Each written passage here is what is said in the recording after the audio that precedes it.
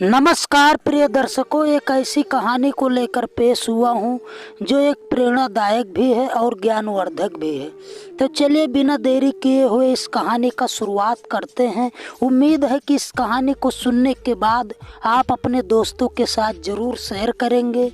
ये एक जमींदार था, गांव का बहुत बड़ा जमींदार था और उसके यहाँ पर काफ़ी नौकर चाकर थे। एक रईस आदमी था, आलीशान घर भी था, लेकिन उसके यहाँ पर केवल एक ही लड़की थी और लड़के नहीं थे।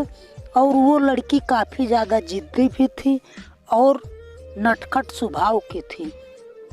वो लड़की से अपने बेइंतहा मोहब्बत करता था। जमींदार जो लड़की कहती थी सब करता था और उसके खुशियों के लिए हर कुछ उसको मंजूर भी था, क्योंकि वह अपने लड़की से बेइंतहा मोहब्बत करता था।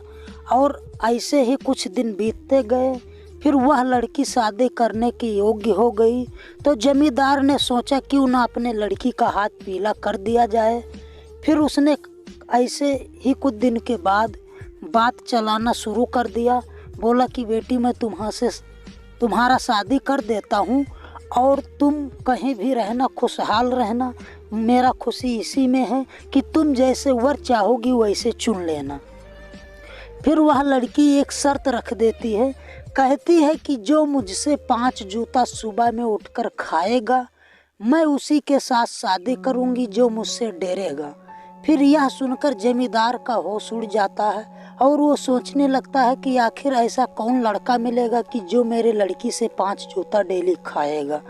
फिर यह सुनकर जमींदार कहता है कि बेटी, ऐसा लड़का मुश्किल है मिलना, लेकिन तुम्हारे खुशियों के लिए मैं ये ज़रूर ट्राई करूँगा।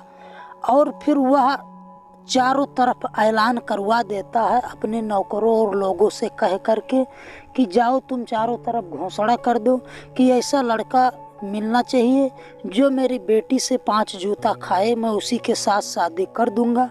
ऐलान कर देते हैं लोग। तब वहाँ पर काफ़ी लोग सोच में पड़ जाते हैं और हर कोई यही कहता है कि मैं ऐसे लड़की से शादी अपने लड़के का नहीं करवाऊंगा, क्योंकि वो लड़की अपने पति को तो 5 जूता मारेगी ही, लेकिन अगर मैं बोलूँगा तो मुझे और मारेगी। जो अपने पति का नहीं होगी वो मेरा क्या होगी। यह सुनकर सब लोग डरने लगते हैं। और कुछ दिन बाद एक गांव में काफ़ी दूर, जमींदार के वहाँ से काफ़ी दूर एक लड़का रहता था। तो उसने सोचा क्यों ना मैं इस लड़की से शादी कर लूँ। वो पंडित का लड़का था और काफ़ी बुद्धिमान भी था। तो वह लड़का कहता है अपने पिता से कि पिताजी, मैं शादी करूँगा तो केवल उसी लड़की से, और अगर आप उस लड़की से मेरा शादी नहीं करवाओगे तो मैं जहर खा के मर जाऊँगा। फिर वह पंडित काफ़ी ज़्यादा घबरा जाता है। कहता है, बेटा तुम क्या चाहते हो कि मैं कभी सुखी ना रहूं? अगर वो लड़की से शादी करोगे तो वो आएगी तो तुम्हें 5 जूता मारेगी और साथ साथ हम लोगों की भी मारेगी, क्योंकि जब तुम्हारा इज्जत नहीं करेगी तो हम लोगों का कौन सा इज्जत करेगी। फिर वो लड़का कहता है तो ठीक है पिताजी, आप समझ लो कि आपका बेटा नहीं है। फिर वह पंडित घबरा जाता है और कहता है, बेटा तुम परेशान मत हो, मैं जाकर के और जमींदार से बात करूँगा और तुम्हारा शादी उस लड़की से करवा दूँगा, क्योंकि मैं तुम्हें हर हाल खुश देखना चाहता हूँ। फिर वह पंडित जमींदार के घर चला जाता है और जब जमींदार के यहाँ पर पहुँचता है तो जमींदार से कहता है, आप अपने लड़की की शादी कोई भी कास्ट का हो इससे कोई मतलब नहीं है, लेकिन वो 5 जूता खाएगा तो आप उसकी शादी उस लड़के से कर दोगे।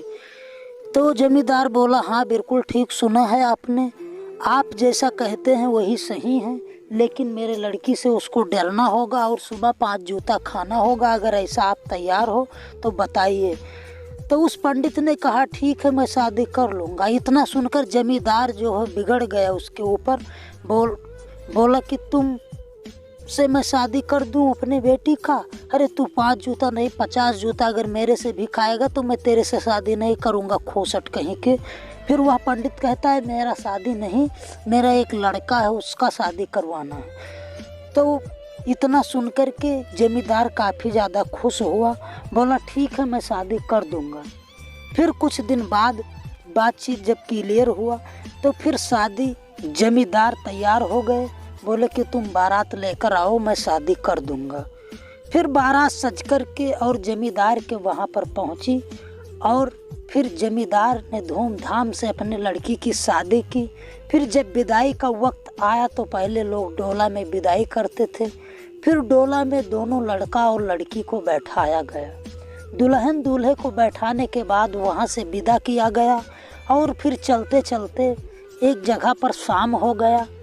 फिर वहाँ से उठे, पूरा रात बीता, फिर जो है सुबह डोला चल दिया। फिर ऐन दोपहर तकरीबन 12-1 बजे के पास दूल्हे ने डोला को रुकवाया, क्योंकि पहले एक लोग बर्तन बांधते थे तो वो बर्तन जो है खड़बड़ाहट की आवाज़ कर रहा था, तो दूल्हे ने तुरंत कहारों से कहा कि डोला रोक यहीं पर, और फिर कहार ने डोला को वहाँ पर रोक दिया और उस बर्तन को उठाकर 20 से 25 पटकाव दिया और उठाकर तलवार से बर्तन को सब काट पीट दिया और वहीं पर 2 घंटा लगाकर खोद कर और गाड़ दिया। फिर दुल्हन ये सब देख करके काफ़ी ज़्यादा घबरा जाती है और तुरंत दूल्हा आके बैठता है, कहता है कहाँ डोला ले चलो। फिर जब डोला को ले जाते हैं और वहाँ घर पर उतारते हैं, फिर वह औरत जो है घर पे जाती है। फिर वहाँ पर काफ़ी खुशियों का माहौल होता है, लोग नाच गाने के साथ दुल्हन को घर में अंदर पैर रखवाते हैं। उसके बाद में दूध का गिलास लेकर और दुल्हन इंतज़ार करने लगती है, और जब पति घर में जाता है तो तुरंत वो गिलास रखकर और पैर पर गिर जाती हैं।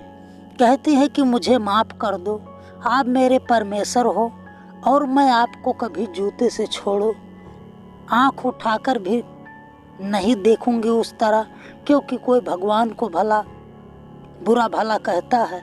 इतना सुनकर लड़का काफ़ी ज़्यादा प्रसन्न होता है, और जब सुबह होता है दोनों सुकून से सोते हैं। और सुबह होने के बाद जब वह लड़का उठता है तो कहता है कि अब तुम मुझे जूते से तो नहीं मारोगी। फिर वह लड़की घबराकर पैर पर गिर जाती है और उठाकर तुरंत लड़का उसको गले लगाता है, कहता है कि तुम मेरे जीवन साथी हो, मैं इस जन्म में नहीं बल्कि 7 जन्म का रिश्ता बांध चुका हूँ और 7 जन्म तक मैं तुम्हारे साथ रहना चाहता हूँ खुशियों से। भला ही मैं गरीब हूँ, आपके तरह मेरे पिताजी जमींदार नहीं हैं, और आपके पिता जो जमींदार हैं वो मेरे पिता थोड़ा गरीब हैं, लेकिन मैं जो कुछ खाता हूँ तुम्हें खिलाऊंगा और हमेशा तुम्हें खुश रखूंगा।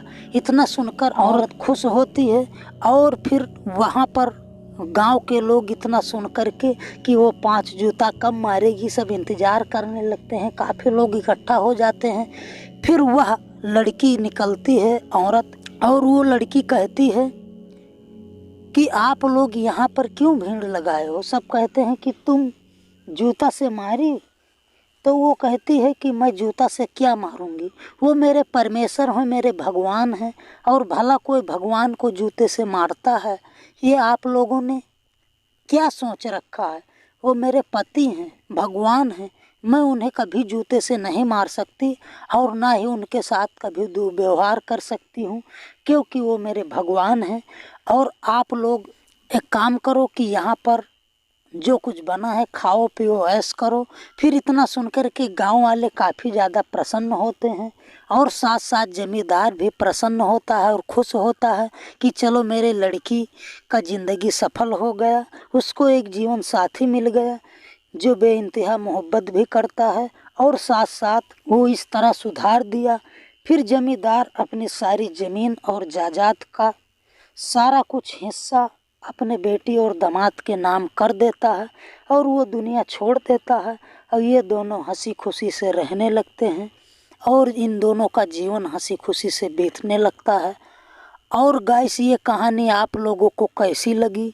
ये कहानी ज़रूर पसंद आई होगी। अगर पसंद आई हो तो वीडियो को लाइक करें और चैनल को सब्सक्राइब करें और अपने दोस्तों के साथ शेयर करें। ये कहानी से आप लोगों को क्या सीखने को मिला कमेंट में लिखकर ज़रूर बताइए। और फिर मिलेंगे ऐसे ही प्रेरणादायक कहानी के साथ। जब तक के लिए प्यार पूर्वक धन्यवाद।